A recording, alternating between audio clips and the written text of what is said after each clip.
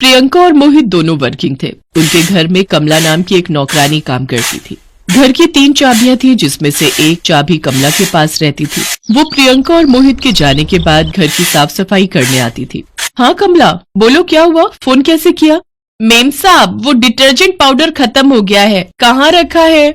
वही रसोई की अलमारी में 3 पैकेट रखे हैं, ले लो। और हाँ सुनो, कल जब आओगी तो अच्छे से नहा धोकर और वो साड़ी जो तुम्हें दिवाली पर मैंने दी थी ना, वो पहन कर आना। कल कोई पार्टी है क्या मेम साहब? Hello hello. अरे फोन तो कट गया। कमला रोजाना 9 बजे आती थी और 11 बजे तक सारा काम करके चली जाती थी। अगले दिन संडे था। कमला को लगा कि प्रियंका और मोहित ने घर पर कोई पार्टी रखी है, इसलिए वो तैयार होकर आती है, पर बात कुछ और थी। कमला, अरे अच्छा हुआ तू आ गई। जाकर पहले ड्राइंग रूम की झाड़ू लगा दे। ठीक है मेम साहब। कमला ड्राइंग रूम की झाड़ू लगाने के लिए जाती है। राम राम राम राम राम राम राम राम राम। ये कौन है? कोई मेहमान होगी। वो कोने से भी रह गया है, कूड़ा वहाँ भी लगा ले।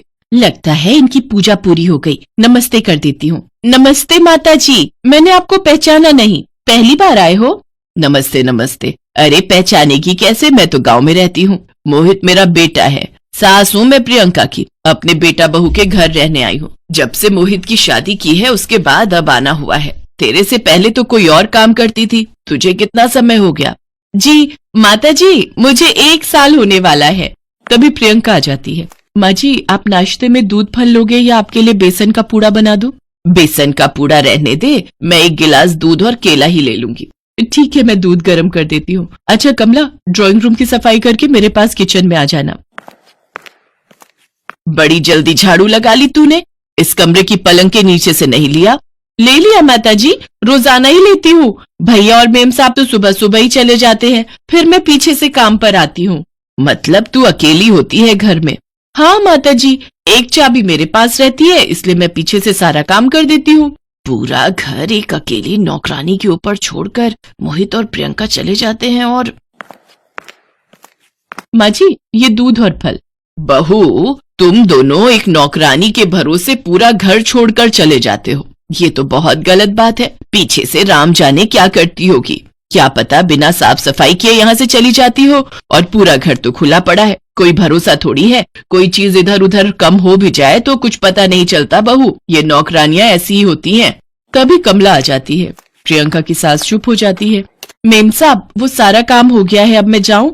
आज बेटे को स्कूल से लेने जाना है। उसके बापू काम से गए हुए हैं तो उसे लेती हुई घर जाऊंगी। इतना जल्दी सारा काम भी कर लिया? बड़ी हैरानी की बात है। ठीक है, तू जा और कल टाइम पर आ जाना। पहले तो कमला चुपचाप अपना काम करके चली जाती थी, कोई टोकने वाला नहीं था। पर अब तो प्रियंका की सास आ गई थी। अगले दिन जब कमला काम पर आई, उसने देखा सास के हाथों में एक बड़ा सा पाइप था, जिसे लिए वो आंगन में खड़ी थी। नमस्ते माता जी, आप आंगन में क्या कर रहे हो? तेरा ही इंतजार कर रही थी। कितने दिनों से पेड़ों में पानी नहीं डाला, और आंगन की दीवारों में कितनी धूल मिट्टी हो रही है। ये ले पाइप पकड़ और आज पूरा आंगन अच्छे से धोना। जी माता जी, लाओ मैं धो देती हूँ। वहाँ भी दीवार पर अच्छे से पाइप से पानी डाल। प्रियंका की सास उसे ऐसे ही टोकती रही और कमला पूरे आंगन को धो देती है। उसके बाद सास झाड़ू पकड़ लेती है। अरे माता जी, आप झाड़ू थोड़ी लगाओगे, लाओ लाओ मुझे दो। तुझे देने के लिए ही हाथ में पकड़ी है। कब से तूने हॉल के जाले नहीं झाड़े? आज अच्छे से कालीन भी झाड़ने हैं। माता जी, मैं कालीन झाड़ने का ब्रश लाती हूँ, वैसे मैं रोजाना ही कालीन झाड़ देती हूँ। दिख रहा है कितने साफ है। अभी झाड़ू लगाएगी ना तो ढेरों मिट्टी निकलेगी। और हाँ, कमरों में जब भी पोछा लगाएगी पानी हर बार बदलना है। ये नहीं कि एक ही पानी से पूरे घर में तू पोछा लगा ले। कमला चुपचाप सारा काम करती रही। उसे पता था कि प्रियंका की सास गांव में रहती है, तो शायद उनकी ऐसी आदत होगी। पर अब तो रोजाना ही प्रियंका की सास कमला के पीछे पीछे घूमती रहती। पर कमला स्वभाव की बहुत अच्छी थी, वो कुछ नहीं बोलती थी। कमला, ओ कमला, ये कपड़ों में नील नहीं लगाया, कपड़े कितने पीले पड़ गए हैं। माता जी, लगा दिया। ठीक है, कपड़ों को अच्छे से सुखाना। एक भी सिलवट रह गया तो कपड़े खराब हो जाते हैं। चल, मैं तुझे सिखाती हूँ कि कपड़ों को कैसे सुखाया जाता है। मोहित, आज संडे है, तुम भी मेरे साथ सुबह से देख रहे हो माँ जी कमला के पीछे पीछे घूमती हैं। अगर वो काम छोड़कर चली गई तो मैं दूसरी नौकरानी कहाँ से लाऊंगी? प्रियंका, तुम तो जानती हो माँ गांव में रहती है और वहां पर सब लोग अपना काम खुद करते हैं। माँ को ये सारे काम खुद करने की आदत है। वो नहीं मानेंगी, वो अपने मन की ही करेंगी। अच्छा, तुम्हें 2 दिन लग ही जाएंगे। तुम अपनी पैकिंग कर लो, तब तक मैं माँ से बात करता हूँ, ठीक है? क्या हुआ, कहाँ जा रहे हो तुम दोनों? माँ, हम दोनों को अर्जेंट ऑफिस के काम से बाहर जाना है, तो आप 2 दिन अकेले रह लोगे ना? माँ जी, अगर आप कहो तो मैं कमला को आपके पास 2 दिन रुकने के लिए बोल देती हूँ, वो खाना भी अच्छा बना लेती है। नहीं नहीं, बिल्कुल नहीं। और तुम दोनों धीरे बात करो, दीवारों के भी कान होते हैं। कमला को बिल्कुल भी मत बताना कि मैं घर में अकेली हूँ। उसे यही कहना कि तुम दोनों ऑफिस गए हो और शाम को घर लौट आओगे। मुझे इन नौकरानियों पर बिल्कुल भी भरोसा नहीं है। मोहित, जब तेरे पिताजी किसी काम से चले जाते हैं तब भी तो मैं अकेली रह लेती हूँ। तुम दोनों मेरी चिंता मत करो। मोहित और प्रियंका 2 दिन के लिए बाहर चले जाते हैं। कमला पीछे से काम पर आती है। अरे माताजी, आज भैया जी और मेम साहब ऑफिस नहीं गए? तेरा ध्यान बड़ा इन बातों में रहता है। कार खराब है इसलिए दोनों टैक्सी से चले गए हैं। चुपचाप अपना काम कर, इधर उधर ध्यान देने की जरूरत नहीं है। और हाँ, जल्दी काम निपटा लेना, मुझे मंदिर जाना है। कमला हैरान थी कि आखिर प्रियंका की सास इस तरह से बर्ताव क्यों कर रही है। रोजाना तो वो बहुत देर तक टोका टाकी करके उससे काम करवाती थी, पर आज खुद ही जल्दी जल्दी काम खत्म करके जाने के लिए कह रही है। कमला उस दिन काम करके चली जाती है। जल्दी जल्दी में काम करने के कारण कमला अपने घर की चाबी वहीं भूल जाती है। कुछ देर बाद वो दोबारा अपनी चाबी वापस लेने के लिए आती है। कमला देखती है घर का दरवाजा अंदर से बंद है। बहुत देर तक घंटी बजाने पर भी कोई दरवाजा नहीं खोलता। घर बाहर से भी लॉक नहीं था। कमला घबरा जाती है। माताजी अगर मंदिर गई होती तो बाहर ताला लगा होता, पर दरवाजा तो अंदर से बंद है। फिर माताजी खोल क्यों नहीं रही? खिड़की से एक बार झांक कर देखती हूँ। कमला देखती है कि प्रियंका की सास हॉल में बेहोश पड़ी है। हे भगवान, माताजी तो बेहोश पड़ी है। मुझे इस खिड़की को तोड़कर अंदर जाना होगा। नहीं नहीं, ऐसे नहीं। एक बार मेम साहब और भैया जी को फोन मिला लेती हूँ। अरे, उनका तो फोन मिल ही नहीं रहा। अब मुझे अंदर जाना ही होगा। बड़ी मुश्किल से कमला खिड़की तोड़कर अंदर जाती है और वो एक ऑटो वाले को बुलाती है और उसकी मदद से प्रियंका की सास को अस्पताल लेकर जाती है। कमला के पास थोड़े बहुत ही रुपए थे। वो अपने पति को फोन करके कुछ रुपयों का इंतजाम करती है। मोहित और प्रियंका का फोन अभी भी नहीं मिल रहा था।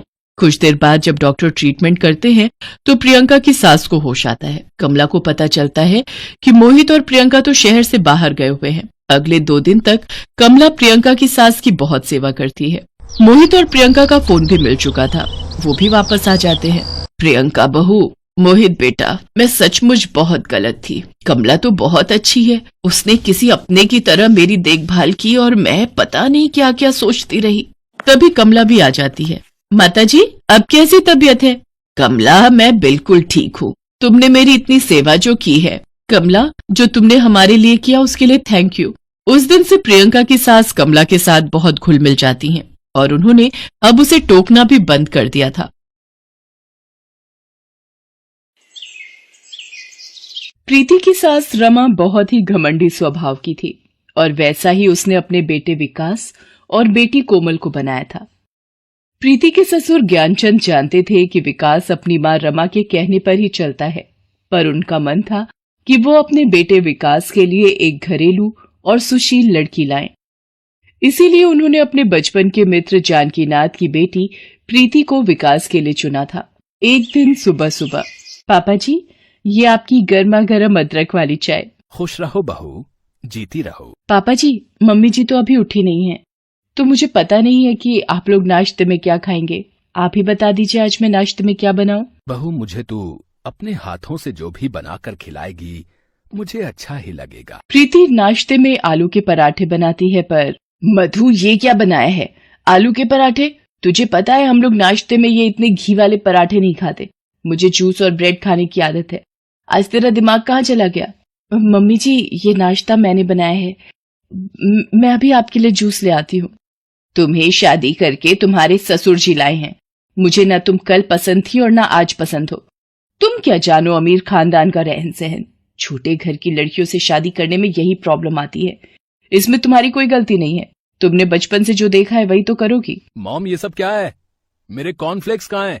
मैं ऑफिस के लिए लेट हो रहा हूँ। मधु, कॉर्नफ्लेक्स क्यों नहीं आए अभी तक? तुम्हें पता है विकास को नाश्ते में कॉर्नफ्लेक्स खाने की आदत है। मालकिन, मैंने प्रीति भाभी को बोला था कि भैया को कॉर्नफ्लेक्स खाने की आदत है, पर उन्होंने बोला कि आज मैं सबको अपने हाथ के आलू के पराठे बनाकर खिलाऊंगी। ये तो एक छोटे घर से आई है, पर तू तो कितने सालों से हमारे घर काम कर रही है। तुझे तो अकल है कि किसको क्या खाना है। आज का सारा नाश्ता खराब करके रख दिया।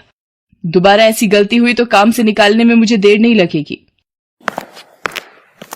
अरे भाई, जल्दी से नाश्ता दो। आज क्या बनाया है बहू ने नाश्ते में? अरे वाह, आलू के पराठे। प्रीति बहू, मुझे तो जोरों की भूख लगी है। मैं तो ये पराठे जरूर खाऊंगा। मॉम, मैं कॉलेज में ही कुछ खा लूंगी, मुझे लेट हो रहा है। Bye mom. प्रीति, आज मेरी कुछ सहेलियां किटी पार्टी के लिए घर आ रही हैं। वो तुमसे पहली बार मिलेंगी तो जरा तहजीब से पेश आना। मेरी बहुत इज्जत है उन सबके बीच में, कोई गलती ना होने पाए। अच्छा मॉम, मैं ऑफिस निकलता हूँ। सूरज, ड्राइवर को बोलो गाड़ी निकाले, मुझे ब्यूटी पार्लर जाना है, मेरा 12 बजे का अपॉइंटमेंट है। प्रीति, तुम ये सब देखकर हैरान मत हो। तुम्हारी सास रमा का स्वभाव शुरू से ही ऐसा है। मैं रमा की तरफ से तुमसे माफी मांगता हूँ बहू। नहीं पापा जी, मैंने मम्मी जी की बातों का बिल्कुल बुरा नहीं माना, गलती शायद मेरी है। मुझे एक बार सबसे पूछ लेना चाहिए था कि किसको नाश्ते में क्या पसंद है। मैं आगे से इस बात का ध्यान रखूंगी। शाम को रमा की सहेलियां किटी पार्टी के लिए आती हैं। रमा, अपनी बहू से नहीं मिलवाओगी? बस वो तैयार हो रही है, आती ही होगी। तब तक आप सब ड्रिंक्स और स्नैक्स लीजिए। इतनी देर में प्रीति आ जाती है और सबके पैर छूने लगती है। ओह, अरे ये सब नहीं, हम लोग तो आज के जमाने की सासें हैं। ये पैर वैर छूना सब पुराने ओल्ड फैशन लोगों का काम है। हम सासें तो विस्की के ग्लास शेयर करके इंट्रोडक्शन शुरू करती हैं। डियर शीतल, प्रीति के लिए मेरी तरफ से विस्की का एक ग्लास बनाओ। बिल्कुल बनाती हूँ मिसेस चोपड़ा। क्यों प्रीति, हमारे साथ भी एक घूंट पी लिया जाए? ये लो प्रीति, आज तुम मेरे हाथ से पियो। जी मैं शराब नहीं पीती आंटी जी। क्या कहा? आंटी जी? तुम्हारी हिम्मत कैसे हुई मुझे आंटी बोलने की? मैं तुम्हें आंटी दिखाई पड़ती हूँ? रमा, ये क्या, हमारी बेइज्जती करवाने के लिए हमें घर में पार्टी दी थी? तुम्हारी गवार बहू शराब नहीं पीती, हमारी रिच सोसाइटी में क्या बैठेगी फिर? और ऊपर से मुझे आंटी बोलकर मेरा सारा मूड ही किरकिरा कर दिया। फ्रेंड्स, मैं अपने घर जा रही हूँ। सारा नशा ही उतर गया। घर जाकर एक पैक पीऊंगी तब तसल्ली होगी। जब मिसेस चोपड़ा ही चली गई, फिर हम लोग यहाँ क्या कर रहे हैं? चलो फ्रेंड्स। अरे मिसेस चोपड़ा, शीतल, मीनू, तुम सब लोग ऐसे सुनो तो। पड़ गई कलेजे को ठंडक मेरी बदनामी करवाकर। क्या हुआ मॉम, ये सब लोग इतने गुस्से में क्यों गई हैं? रमा कोमल को सारी बात बताती है। शाम को जब विकास ऑफिस से वापस आता है, रमा उसके सामने घड़ियाली आंसू बहाती है। विकास, तेरे पापा की जिद की वजह से आज मेरा अपनी सहेलियों के बीच में कितना अपमान हुआ है ये तू नहीं जानता। मेरा सोसाइटी में इतना नाम था, सब इसने मिट्टी में मिला दिया। मुझे समझ नहीं आता, पापा को पूरी दुनिया में मेरे लिए ये प्रीति ही मिली थी। मुझे कुछ समझ नहीं आ रहा, मैं क्या करूं। विकास अपने कमरे में जाता है। आज तुम्हारी वजह से मॉम को कितनी बेइज्जती सहनी पड़ी, इसका अंदाजा भी है। पर विकास, वो सब मुझे शराब पीने के लिए बोल रही थी, मैंने बस वही मना किया। अरे 2 सिप ले लेती, मेरी मॉम की इज्जत तो नहीं खराब होती ना। प्रीति की आंखों में आंसू थे। उसकी गलती ना होते हुए भी उसे सुनना पड़ा। तभी उसके पापा जानकीनाथ आ जाते हैं। बहू, आपके पिताजी आए हैं, हाल में बिठाया है। बाबूजी आए हैं? बाबूजी, आप अचानक यहाँ? बस अपनी बिटिया से मिलने का मन हुआ, और हाँ, नए आम और गन्ने भी आए हुए थे। तुझे आम और गन्ना पसंद है ना, तो ये ले आया। ज्ञानचंद कहाँ है?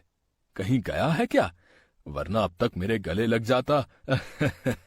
हाँ बाबूजी, पापा जी किसी जरूरी काम से शहर से बाहर गए हुए हैं। नमस्ते भाभी जी, ये आपके लिए ताजे अमरूद लाया था, आपको पसंद है मुझे पता है। भाई साहब, वो तो बड़ी पुरानी बात हो गई, अब मैंने अमरूद खाने बंद कर दिए हैं। सॉरी, मेरा एक जरूरी अपॉइंटमेंट है, मैं चलती हूँ। प्रीति, मधु को कहकर अपने बाबूजी के लिए चाय नाश्ता जो भी है बनवा लेना। रमा बाहर चली जाती है। जानकीनाथ प्रीति से पूछता है, प्रीति बिटिया, तू शादी के बाद खुश तो है ना? जी बाबूजी, मैं यहाँ पर बहुत खुश हूँ, आप मेरी चिंता बिल्कुल मत करो। जानकीनाथ चला जाता है। एक दिन ज्ञानचंद रमा से कहता है, रमा, किशोर भाई साहब का फोन आया है। निकुंज की शादी है, साधना बहन ने लड़की की फोटो भेजी है। लड़की तो बहुत खूबसूरत दिखाई पड़ती है, और साधना बहन को मैं जानती हूँ, कम से कम 10 से 12 करोड़ का रिश्ता मांगा होगा। तुम्हारी तरह नहीं है, दोस्ती यारी में बात करके कंगला रिश्ता ढूंढ लिया। रमा, इतना घमंड मत करो, व्यक्ति का घमंड टूटते देर नहीं लगती। ज्ञानचंद वहां से चला जाता है। तभी रमा सोचती है, मुझे भी किसी तरह प्रीति को इस शादी में जाने से रोकना ही होगा, वरना साधना बहन मेरे सामने अकड़ में खड़ी होंगी कि देखो जी, मैंने कितना अमीर और बड़ा घराना ढूंढा है अपने निकुंज के लिए। नहीं, मैं ऐसा नहीं होने दे सकती, मुझे कुछ करना ही होगा। हाँ, अभी कुछ ही देर में प्रीति सीढ़ियों से नीचे उतरने वाली है। ये तेल सीढ़ियों पर डाल देती हूँ, पैर की हड्डी पसली टूटेगी तो अपने आप ही शादी में नहीं जा पाएगी। लगता है आ गई, मैं जल्दी से छुप जाती हूँ। मॉम, बचाओ। कोमल सीढ़ियों से गिर गई। इसका मतलब प्रीति सीढ़ियों के पास नहीं थी, ये कोमल थी। कोमल, मेरी बच्ची आंखें खोल। कोमल, ये कैसे हो गया माँ जी? प्रीति विकास और ज्ञानचंद को फोन मिलाती है। विकास डॉक्टर को लेकर आता है। कोमल के हाथ की हड्डी टूट जाती है। इनके हाथ में फ्रैक्चर आया है क्योंकि ये अपने हाथ के बल गिरी थी, इसलिए सारा दबाव इनके सीधे हाथ पर आया है। और पैर में भी मोच आई है, इसके लिए इन्हें कंप्लीट बेड रेस्ट की जरूरत है। पता नहीं मॉम, मैं सीढ़ियां उतर रही थी कि अचानक पैर फिसल गया। कोई बात नहीं बेटा, तुम आराम करो और सारी चिंता छोड़ दो। कोमल, ये सूप पी लो। आओ, मैं तुम्हें पिलाती हूँ, आराम से। Good girl. चलो अब दवाई लेकर सो जाओ। रमा, साधना बहन का फोन आया था। हम लोग शादी के लिए निकले या नहीं? मैंने उन्हें कोमल के बारे में बता दिया है। कैसे करें फिर? कोमल को अकेला छोड़कर मैं भला शादी में कैसे जा सकती हूँ जी? तभी प्रीति वहां आ जाती है और वो ज्ञानचंद और रमा से कहती है, मम्मी जी, साधना बुआ और किशोरी फूफा जी आप लोगों की प्रतीक्षा में होंगे और उनका भी आप लोगों के सिवा कोई नहीं है। और कोमल के पास तो मैं हूँ, मैं उसका पूरा ध्यान रखूंगी, आप चिंता मत करो। प्रीति, मुझे माफ कर दो, मैंने हमेशा घमंड किया। आज जो भी हुआ है उसका कारण मैं हूँ। मैंने ही सीढ़ियों पर तेल गिराया था ताकि तुम शादी में ना जा सको, और जिसकी सजा कोमल को मिल गई। पर फिर भी आज मुसीबत के वक्त तुम मेरे साथ खड़ी हो। मैं हमेशा एक घमंडी सास बनकर रही, पर तुमने हमेशा एक अच्छी बहू होने का फर्ज निभाया। मम्मी जी, आपकी तबीयत खराब हो जाएगी और आपको रोता देख कोमल को भी दुख होगा। प्लीज रोइए मत। मैंने आपकी किसी बात का बुरा नहीं माना। आई एम सॉरी प्रीति, मैंने भी तुम्हारे साथ हमेशा बुरा व्यवहार किया है। और फिर रमा और ज्ञानचंद विकास के साथ निकुंज की शादी में जाते हैं और उनके पीछे प्रीति एक बहू और भाभी का फर्ज निभाकर कोमल का बहुत ख्याल रखती है। उस दिन के बाद से रमा के व्यवहार में बदलाव आ जाता है और प्रीति के जीवन में खुशहाली आ जाती है।